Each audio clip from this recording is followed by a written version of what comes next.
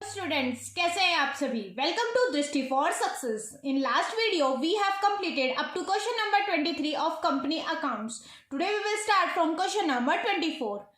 So let's begin. Our question number 24 is assertion में given है preference shareholders are given a fixed rate of dividend even if the company earn no profit. Preference share holders को fix rate of dividend दिया जाता है अगर company में loss होता है तो भी, यानी नो प्रॉफिट होता है तो भी. तो बिल्कुल गलत. प्रेफरेंस शेयर होल्डर्स को डिविडेंड नहीं दिया जाता अगर कंपनी में क्या होता है, प्रॉफिट नहीं होता तो.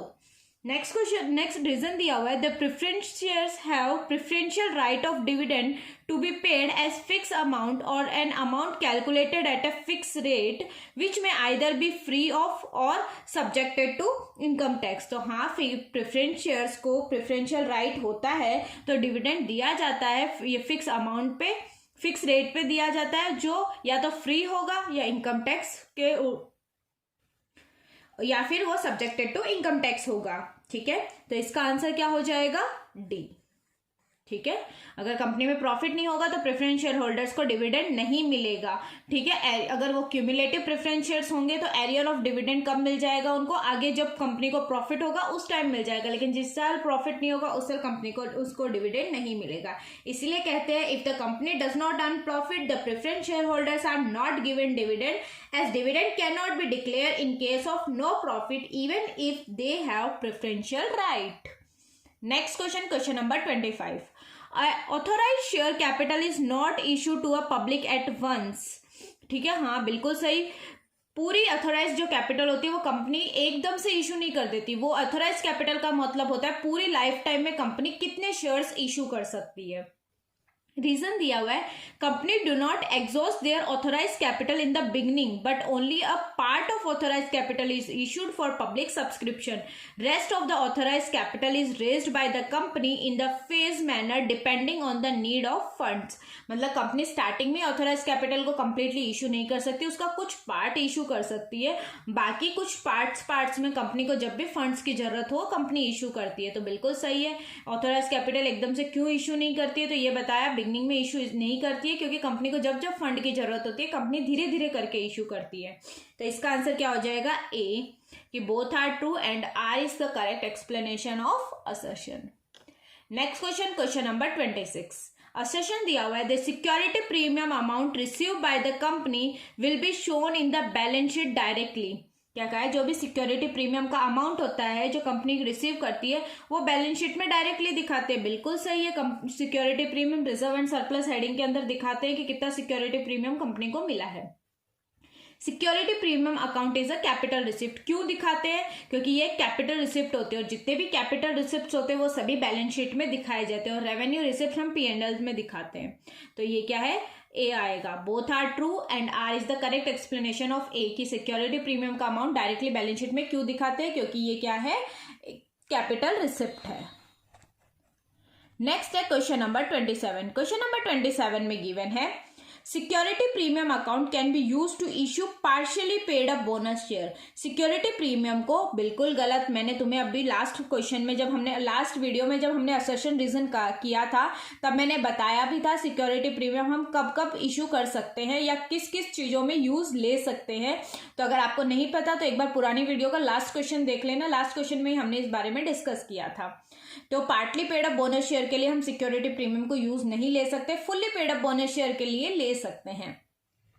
According to section 52 of subsection 2 of the Companies Act 2013, the amount of security premium reserve can be used only for some specific purpose. बिल्कुल सही है कि क्योंकि है ना सेक्शन 52 ऑफ सबसेक्शन 2 में दिया हुआ है कंपनीज एक्ट 2013 के कि सिक्योरिटी प्रीमियम को हर चीज में यूज नहीं ले सकते, कुछ स्पेसिफिक पर्पस में ही ले सकते हैं. जैसे लास्ट वीडियो में भी डिस्कस किया था हमने, to issue fully paid up bonus share of the company और प्रिलिमिनरी एक्सपेंसेस को राइट ऑफ करने के लिए जो भी कमीशन और जो खर्च एक्सपेंसेस लगे हैं शेयर को इश्यू करने में उसके लिए यूज ले सकते हैं. और प्रेफरेंस शेयर को रिडम्पशन या डिबेंचर्स को रिडम्पशन करने, डिबेंचर्स के लिए जो प्रीमियम पे करते हैं उसके लिए, या इक्विटी शेयर्स को बायबैक करने के लिए हम क्या कर सकते हैं, सिक्योरिटी प्रीमियम का यूज ले सकते हैं. ठीक है, तो ये सही है. तो इसका आंसर क्या हो जाएगा, डी. ठीक है, तो हमें पता चल गया कि सिक्योरिटी प्रीमियम को किस किस में यूज ले सकते हैं। ये कंपनीज एक्ट 2013 के सेक्शन 52 सबसेक्शन 2 में दिया हुआ है। और सिक्योरिटी प्रीमियम को हम 5 यूजेस ले सकते हैं, वो भी बता दिया। बाईबैक ऑफ इक्विटी शेयर्स करने के लिए, और रिडम्पशन के टाइम पे जो प्रीमियम पे करते हैं प्रेफरेंस शेयर या डिबेंचर्स के लिए, या फिर हम जो भी कमीशन या इश्यू एक्सपेंसेस लगते हैं शेयर्स को इशू करते टाइम पे उनको राइट ऑफ करने के लिए, प्रिलिमिनरी एक्सपेंसेस को राइट ऑफ करने के लिए, और fully paid up bonus share को इशू करने के लिए हम सिक्योरिटी प्रीमियम रिजर्व का यूज ले सकते हैं। नेक्स्ट क्वेश्चन है हमारा क्वेश्चन नंबर 28। क्वेश्चन नंबर 28 के असर्शन में दिया हुआ है, Tata limited give shares worth ₹1,50,000 to the vendor from whom they brought a machinery. हाँ, तो जिससे भी हम असेट खरीदते हैं, जिस भी वेंडर से हम कोई भी असेट खरीदते हैं, उनको पेमेंट करने के लिए हम शेयर्स इशू कर सकते हैं। तो ये बिल्कुल सही चीज है। नेक्स्ट है, the company can issue shares as against the payment of the vendor. तो बिल्कुल सही है कि क्यों दिए कंपनी ने शेयर्स उसको, क्योंकि कंपनी शेयर्स को इशू कर सकती है वेंडर को पेमेंट करने के लिए। तो ये दोनों ही सही है और A R is the correct explanation of assertion. ठीक है। नेक्स्ट है क्वेश्चन नंबर 29। क्वेश्चन नंबर 29 में दिया हुआ है, Govind limited invited application for issuing 20 lakh equity shares of ₹10 each.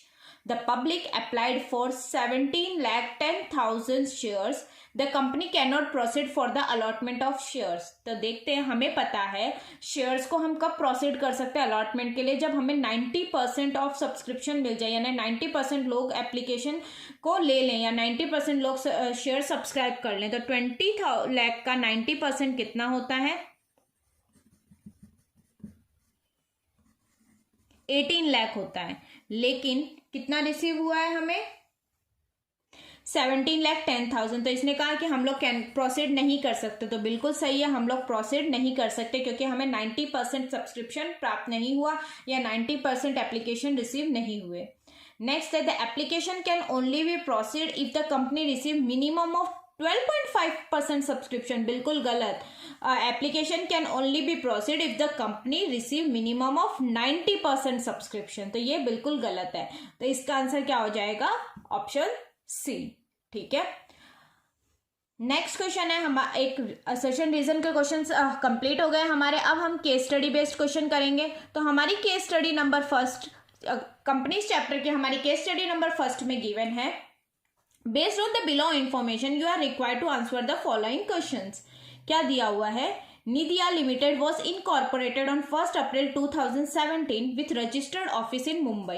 निदिया लिमिटेड है जो 1 अप्रैल 2017 को स्टार्ट हुई, इसकी रजिस्टर्ड ऑफिस मुंबई में है।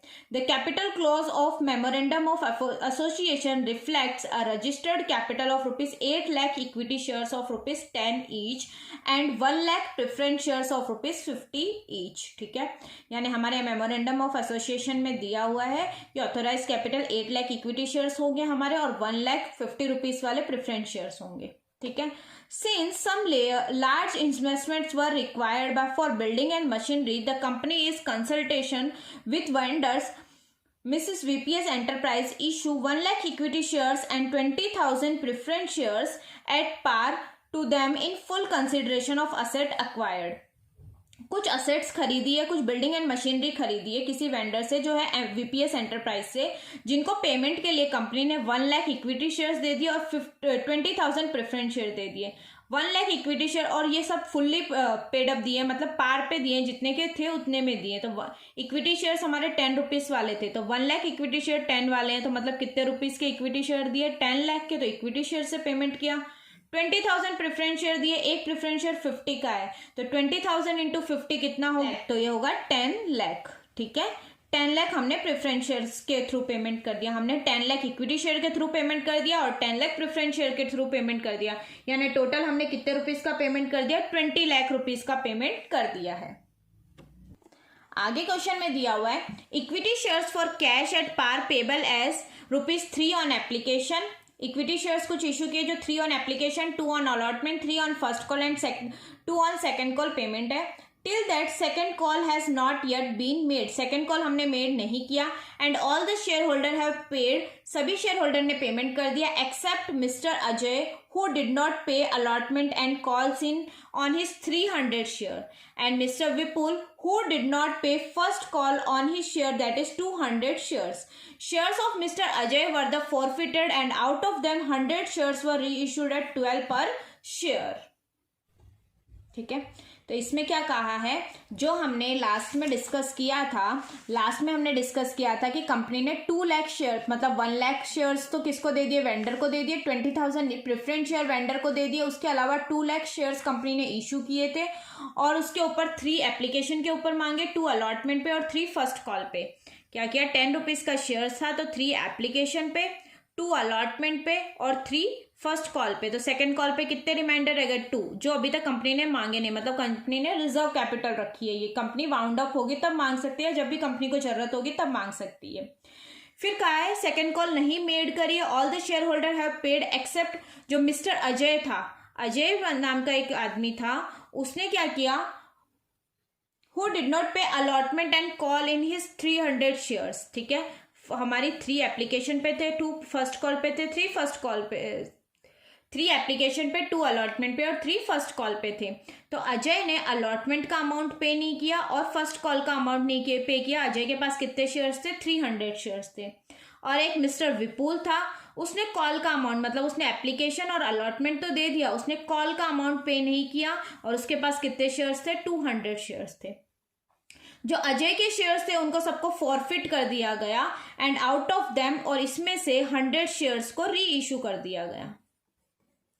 ठीक है, और री इशू कितने पे किया, 12 रुपीज पर शेयर पे, मतलब प्रीमियम पे री इशू किया है। ठीक है, यहां तक क्वेश्चन समझ में आ गया पूरा।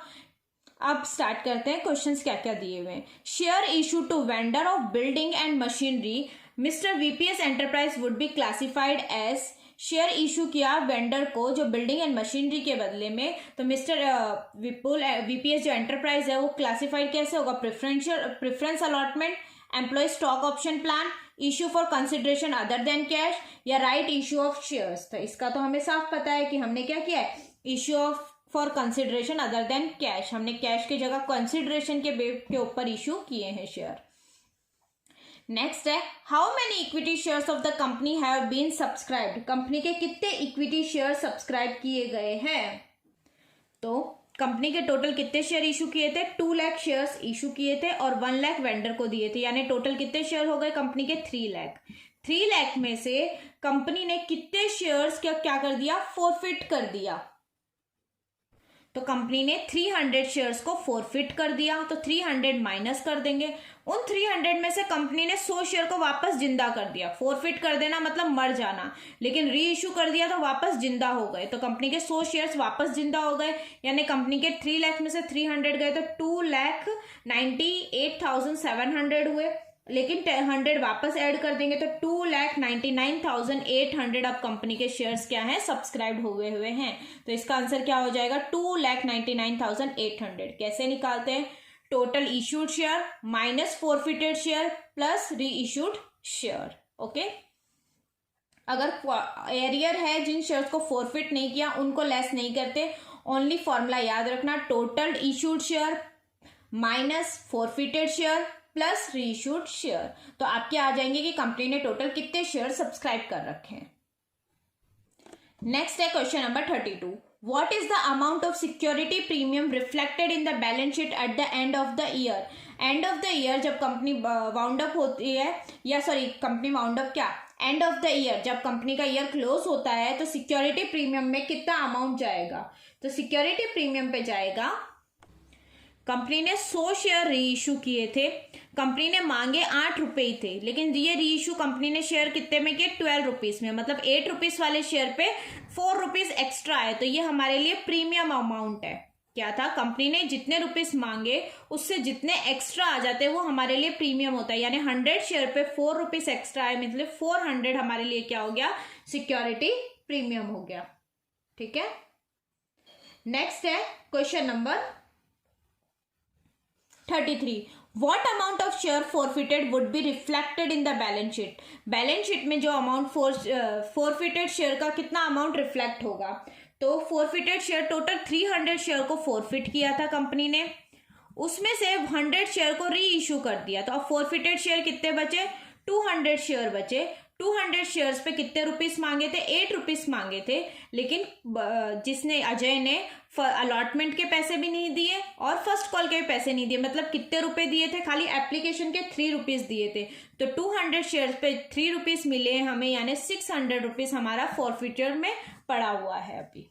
ठीक है, जो शेयर्स अभी तक री इशू नहीं किए, खाली उन्हीं शेयर्स पे जितने रुपए मिल गए उस अमाउंट को हम क्या बोलते हैं, फॉरफिटर अकाउंट में हमारा उतना अमाउंट रहता है।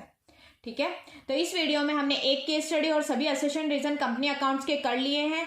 आगे अभी हम 2 से 3 केस स्टडी और करेंगे, वो हम नेक्स्ट वीडियो में कवर करेंगे। Till that, thank you for watching the video and keep learning. All the best for your exam.